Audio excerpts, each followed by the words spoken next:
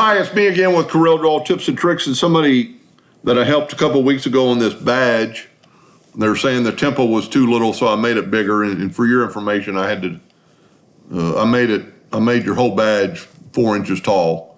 You can resize it later. I was just getting irritated in the way I had to convert it, because if you convert it to this, sorry about that, if you convert it to this, the hairlines are so thick, even the hairlines are too thick to do anything with. You even had it smaller than that. I mean, you had it like that small, and it, even with hairlines, it looked like that.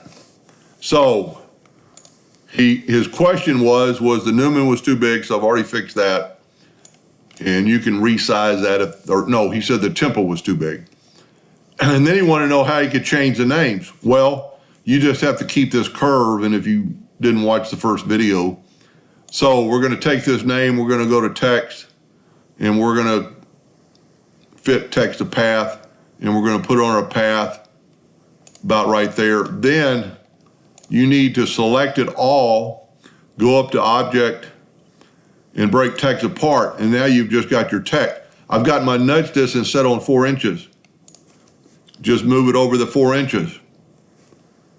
You're done with that badge. Control D and make a duplicate of it, move it over. Take out the Newman, and we'll type in Smith. Well, better than that, take that same name and nudge it over, and so you'll have the same size and everything, and you can actually straighten the text. So now you have that same size text straightened, and we're going to go up to our edit, and we're going to make it Smith. But okay, now you can move it around. Just don't ever nudge the other things around. Now we're going to take Smith, and you might not like this size. I think the size is pretty good. Go up to text, fit text to path, put Smith on there till you kind of get that red line. Select everything and text, well, go to object and break text apart and nudge the Smith over. Hit the down key, 4 inches. You still got this curve, and just keep doing that. Control D and nudge that one over. Now you've got Smith done. Take Smith, nudge it over. Object, no text. Straighten text. We can bring it up just so we can see it.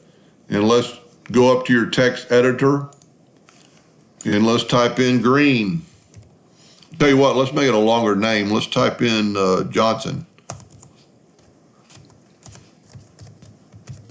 Make sure it works. Hit OK. It's the same size. Fit text to path. And you're going to get a red line when you're in the middle. Select it all, object, break text apart, move the Johnson over. Voila, just as long as you keep this line in the same spot, you can put as many names as you want. Now the name badges are gonna be the same, but I did not, it's such a little curve, I would just change the names badge to 75 and just hit enter.